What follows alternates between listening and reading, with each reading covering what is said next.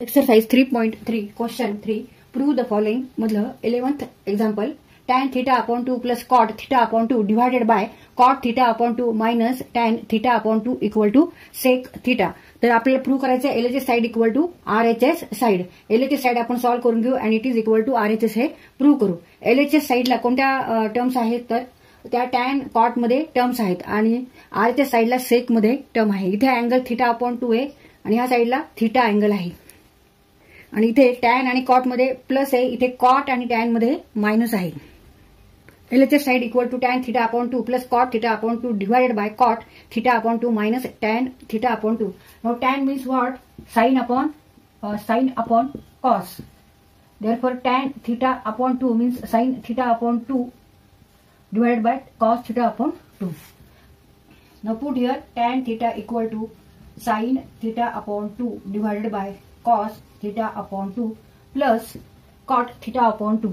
Cot theta upon 2 means cos theta upon 2 divided by sin theta upon 2 plus cot theta upon 2 means cos theta upon 2 divided by sin theta upon 2 whole divided by cot theta upon 2 cos theta upon 2 minus sin theta upon 2 minus divided by tan means sin upon cos,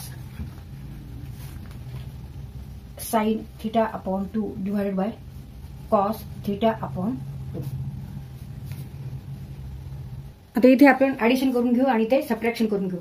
now take first cross multiplication and then add. Sin theta upon 2 into sin theta upon 2 means sin square theta upon 2 and cos theta upon 2 into cos theta upon 2 means cos square theta upon 2. Cos square theta upon 2 divided by cos theta upon 2 into sin theta upon 2. Cos theta upon 2 into sin theta upon 2 whole divided by. आता इथे subtraction करून घेऊ. परत इथे cross multiplication घ्यायचे आणि subtraction करायचे. मग cos theta upon 2 and cos theta upon 2 means cos square theta upon 2 minus sin square theta upon 2 into sin square theta upon 2 means sin square theta upon 2 whole divided by sin theta upon 2 into cos theta upon 2. Sin theta upon 2 into cos theta upon 2. आता इथे cos theta upon 2 and sin theta upon 2, sin theta upon 2 into cos theta upon 2 हे दोन्ही terms ह्या सारख्या आहेत. फक्त इथे cos आधी आहे, इथे साइन आधी आहे आणि इथे मल्टिप्लिकेशन आहे, त्याच्यामुळे याची व्हॅल्यू सारखी आहे म्हणून आपण हे दोन्ही कट करू शकतो. मग आता remaining sign theta upon 2 plus cos theta upon 2. आता इथे सुद्धा आपण फंडामेंटल आयडेंटिटीचा वापर करायचा आहे. Sine square theta plus cos square theta means 1. Therefore sine square theta upon 2 plus cos square theta upon 2 equal to also 1. मग ह्याची किंमत किती आली? ह्याची व्हॅल्यू आली 1. मग 1 divided by cos square theta upon 2 minus sine square theta upon 2. 1 upon cos square theta upon 2 minus sine square theta upon 2.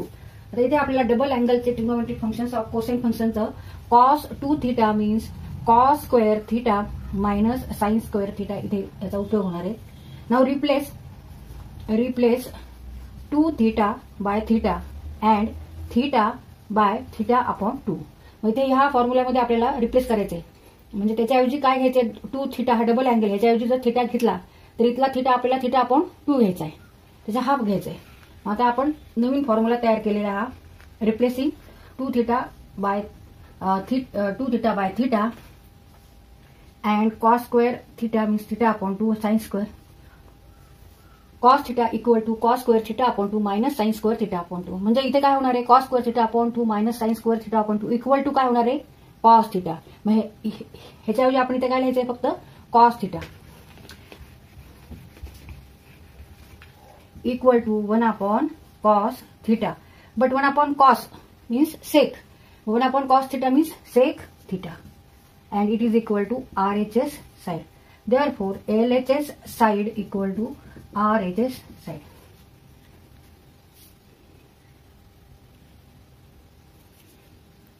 इथे आपला हा क्वेश्चन सॉल्व करून झालेला आहे. Exercise 3.3 question prove the following. Question 3 prove the following मधलं 12th example 1 upon tan 3a minus tan a minus 1 upon cot 3a minus cot a equal to cot 2a. LHS side equal to 1 upon tan 3a minus tan a minus 1 upon cot 3a minus cot a. Now cot 3a means 1 upon tan 3a and cot a equal to 1 upon tan a. 1 upon tan 3a minus tan a 1 upon, now cot 3a means 1 upon tan 3a minus 1 upon tan a. आता इथे आपण cross multiplication करायचं, subtraction करायचं.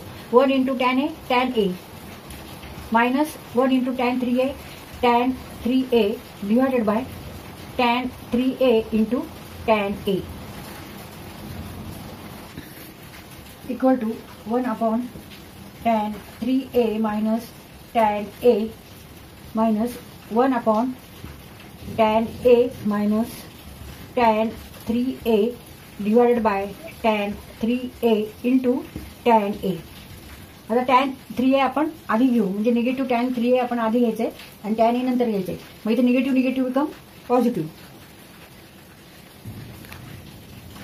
Tan 3a minus tan A minus tan A. आपण आता denominator same करण्यासाठी इथे आपण ही टर्म आधी घेतली, इथले निगेटिव्ह साईन इथे बाहेर घेतली कंसाच्या बाहेर, आणि इथे पॉझिटिव्ह आहे पण इथे कंसाच्या आतमध्ये आपण निगेटिव्ह घेतले कारण निगेटिव्ह बिकम्स हिअर पॉझिटिव्ह. आता इथे negative becomes positive. Negative become positive. 1 upon tan 3a minus tan A 1 upon tan 3a minus tan A divided by tan 3a minus tan A. आता इथे ही टर्म आपण न्यूमरेटरला न्यायची आहे.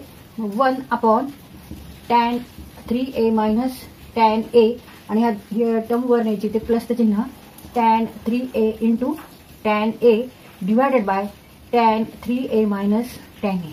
आता इथे दोन्हीकडे डिनॉमिनेटर सारखं आहे, टॅन 3a मायनस टॅन ए, इथे पण tan 3a minus tan a.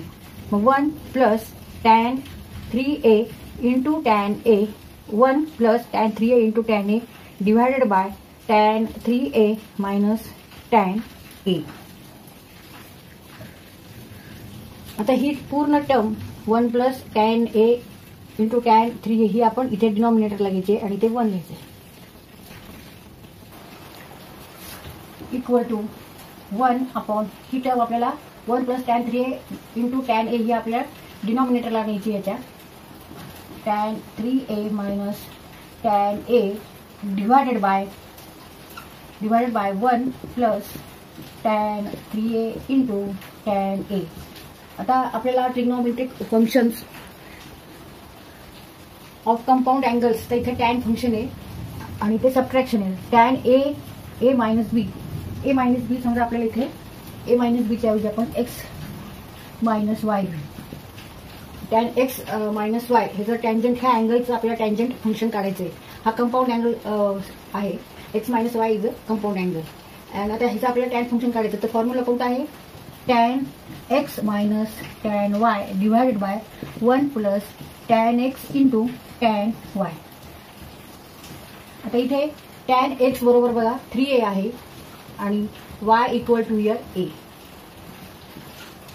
Means tan 3a minus tan a divide by 1 plus tan 3a into tan a means tan 3a minus a x minus y 3a minus a. 1 upon tan 2a and 1 upon tan means what? Cot. 1 upon tan 2a means cot 2a and it is equal to RHS side.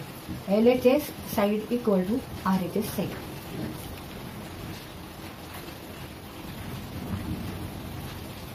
तर असे question तुम्हाला हे प्रॅक्टिसनेच येणार आहेत. तुम्ही असे गणित, असे क्वेश्चन सोडवण्याची प्रॅक्टिस करा भरपूर. मी तर कोणकोणते फॉर्म्युले वापरले जाऊ शकतात याचा आपल्याला कुठे उपयोग होतो हे समजतं, त्याची जास्त प्रॅक्टिस करा. इथे असे क्वेश्चन सॉल्व्ह करताना आपल्याला समजत नाही की इथे कोणतं आधी ऑपरेशन्स करायचं, कोणती क्रिया आधी करायची. आता इथे आपण टॅन 3a मायनस टॅन ए, म्हणजे इथे जर डिफरन्स घेतला 3a मायनस एचा तर 2a येतो. मग tan 2a 1 upon tan 2a equal to cot 2a इथे आपल्याला असं समजतं.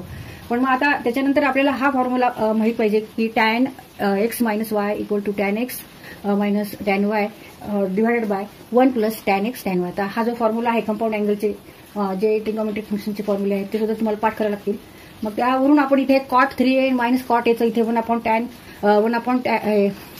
3a means cot 3a minus 1 upon tan हे असं आपण प्रयत्न केला. म्हणजे असं जर आपण सॉल्व्ह करत गेलो तर असं येईल का उत्तर. तर हे पर्याय शोधत शोधत आपण हे आन्सर काढलेलं, उत्तर काढलेले. पण ह्याची जर तुम्ही खूप प्रॅक्टिस केली तर तुम्हाला हे कसं सॉल्व्ह करायचं हे आपल्याला पटकन समजतं. म्हणून हे सारखे गणित सोडवा आणि त्यामुळे आपल्याला कोणते गणित लगेच लक्षात येतं की हे असं सॉल्व्ह केलं की ह्याचं उत्तर हे येणारच आहे. त्या पद्धतीने आपण हे सॉल्व्ह करत जातो.